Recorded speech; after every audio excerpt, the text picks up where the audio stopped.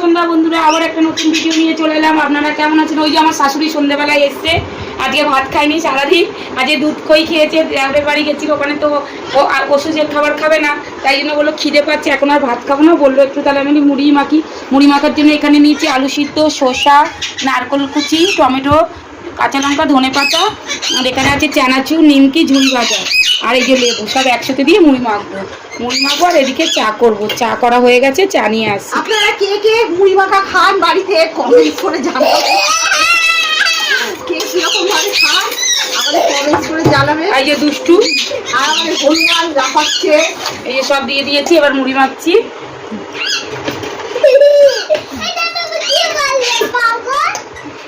এই যে আমার এই যে মুড়ি মাখা আমার রেডি।